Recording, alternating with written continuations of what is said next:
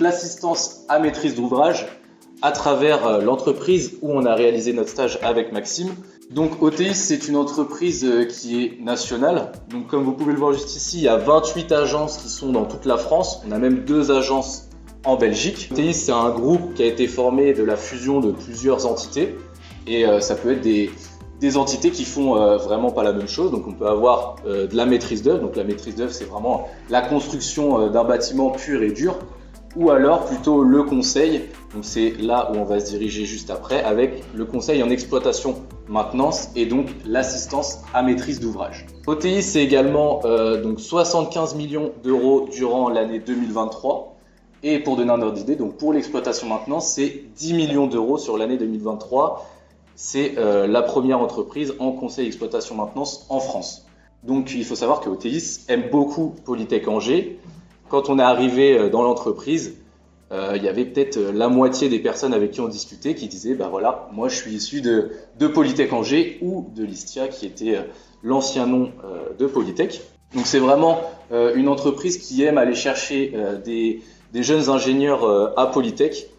Et donc c'est pour ça qu'avec Maxime, on a été très intéressés pour aller dans cette entreprise. On est 3 à avoir signé notre contrat pro pour cette année pour réaliser notre alternance chez OTIS. Donc ils sont vraiment friands de nos capacités. L'exploitation maintenance, c'est une spécialité qui est pas dispensée partout. Donc vraiment c'est très intéressant de pouvoir y aller. Parlons un peu d'AMO. Donc AMO, assistance à maîtrise d'ouvrage. On a 6 grandes parties. Et l'assistant à maîtrise d'ouvrage, il va se focaliser plutôt sur les 3 parties du pot, donc l'audit, la contractualisation et le pilotage. Un audit, ça va être sur des bâtiments qui sont déjà existants, et donc ça va être d'aller dans ce bâtiment et de faire un état des lieux de comment il évolue dans le temps, comment il se porte, comment les installations fonctionnent, est-ce qu'elles fonctionnent encore. Et nous, on va vraiment faire un état des lieux visuel. Et ensuite, pour donner à notre client et que lui, ensuite, il fasse les démarches. Contractualisation, donc là, c'est un peu plus spécifique. Donc, pour donner un exemple, par exemple, un client pour la maintenance de son bâtiment, il va avoir besoin de quoi? Donc là, c'est lui qui va nous dire, donc moi, par exemple, pour tel domaine, je vais avoir besoin de telle chose. Et donc, nous, le but, ça va être d'écrire cela pour ensuite le transférer aux personnes qui vont répondre. Ça s'appelle un cahier des clauses techniques particulières.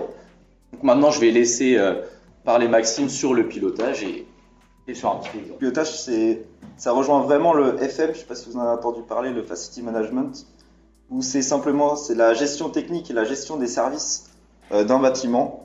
Et donc c'est cette mission qui est là pour garantir une gestion durable du bâtiment tout au long de sa vie.